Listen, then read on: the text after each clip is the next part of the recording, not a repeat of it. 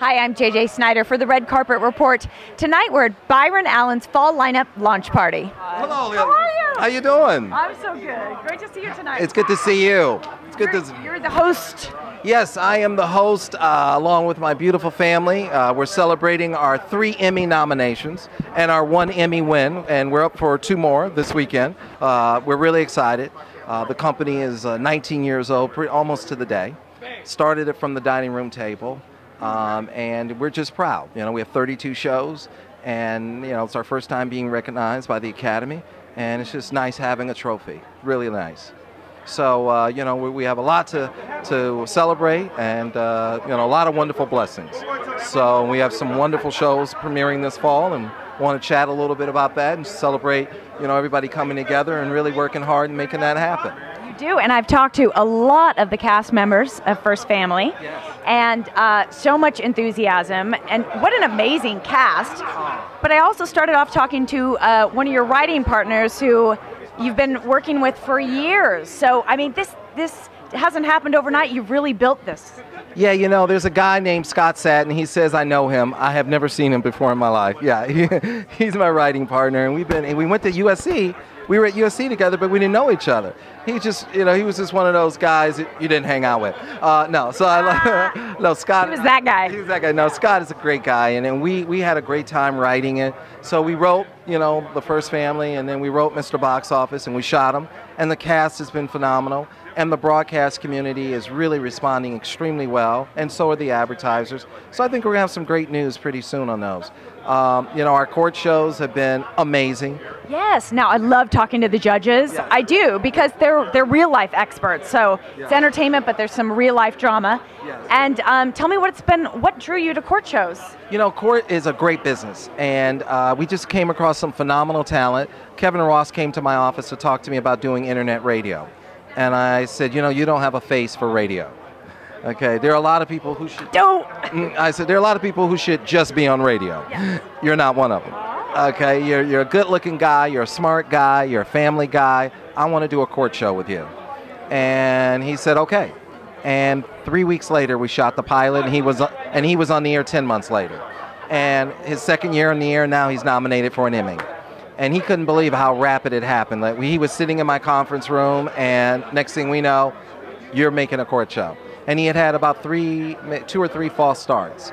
20th Century Fox had tested him and didn't go forward, and they went with Judge Alex instead. Endemol and Tribune had tested him and didn't go forward, and he couldn't believe that I actually went forward. And I said, no, and by the way, when we went forward with him, we only went forward with 43% of the country. And I lost a lot of money on that first year of the show. Because we only had 43%, and he was so nervous. He's like, oh my God, we're cleared in 43% of the country. We're doing a 0.2, we're doing a 0.3. There's no way you're not going to cancel this show. And the new shows that he were up against is Judge Karen, Sony and Oprah Winfrey's Nate Berkus, CBS's television distribution, Swift Justice. And I said, it's not a sprint, it's a marathon. And just relax. So those other shows went away, and he's going into year 3. And we took him from 43% to 85% in the second year, and a 1 rating. And now in the third year, we'll go to 95% and a 1.5. And I said, don't think sprint, think marathon. You're going to be in this for 20, 30 years. Now, you had the hindsight, though, to say that. What has your optimism led you to have 23 shows? I mean, how do you hang in there? You had a vision for him. I had a vision for him. I knew he was a real talent, and I knew we were committed to the space of succeeding in daytime court shows. And you know, I told him we have 32 shows, and we've never canceled a show. And I told him I'm not going to start with you. So once we signed him, I wanted a companion piece, so I went and got Gloria Allred. It's the most well-known name in law. She's a firecracker. She's a firecracker, and she's consistent, and she has been there for women's rights, for human rights, for gay rights, for African American rights, for children's rights, for all rights, even males who are being bullied. She's been there for everybody. She's been there for the underdog. That's the thing. When people step back and really look at Gloria, if they really look at her carefully, they will see a flawless diamond. The problem is we don't have enough Gloria Allreds. we don't have enough people standing with and fighting for the underdog. The big corporations have the best lawyers in the world and plenty of them.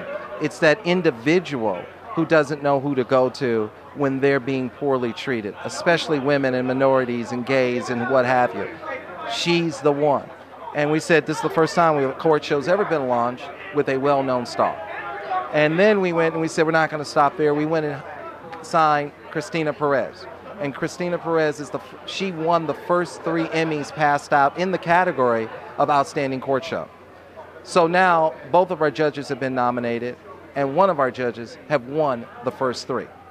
So it is the best roster of court talent on television by far. Yeah, congratulations. It is the dream team. And we will add more, and we will continue to invest heavily in this category. We're launching a 24-hour court channel called Justice Central. So these court shows will be a part of it. So we're really excited. And then, yeah, so we got a lot to be proud of. And kind of back to your roots, because we're really here tonight also celebrating 2 comedies. Yeah, we have 2 sitcoms that we're excited about, The First Family and Mr. Box Office, and they're humming along very nicely. They turned out great. The cast turned out great. And it's an all-star cast. Most sitcoms launch with unknown folks. We said we want to launch with well-known folks and super talented people. And you know, over the last 10 years or so, well, almost 20, since I did a show called Real People, which was more than that, 79 to 84, the networks have fallen in love with reality shows. A lot of time periods have gone to reality shows, have gone to news shows, you know, 60 Minutes, 2020, Dateline, 48 Hours. And 1-hour dramas. And a lot of the sitcoms, especially family sitcoms, have gotten pushed to the side. And this is America. And the one thing we covet, family and family time and coming together as a family. Unfortunately, there isn't enough content that we can watch as a family. And my wife and I, we have 2 little girls and a little boy on the way. We have a 3.5-year-old and a 2-year-old. And family programming is very important to me. And this is a family company. So we set out to make these family shows. So we're really excited about that. Just a nice, good show you can sit down and laugh, right? With and watch with the family. Yes. That's it. And watch with the family. Yes. So, what's so wrong with that? That's it. That's it. And watch with the family and love one another and laugh together, because you're going to remember that. And the talent that out there is amazing. There's so many talented people who aren't being, utilized the right way, because those time periods aren't opening up opportunities for them. They're being allocated to other types of shows. But Snooki. There's a wonderful, unbelievable generation of talent that we have unfortunately ignored for about 10 years. And we want to make sure that that doesn't happen. Any chance that you will do a cameo on either of these shows? Yeah, you know what? I'll come on. I'll do something. We'll, between the 2 shows, we'll come out and do something, have some fun. I'll come and play the bad guy. Oh, yeah, because you're such a bad guy. Yeah. You got to play the bad guy. Just do something fun. Exactly. So this is all good stuff. Right. This is also, we're the independents. Where we really want the independents to shine. If you look at television, you look at the history of TV, the independents are the ones who have made the breakthroughs. It was an independent company.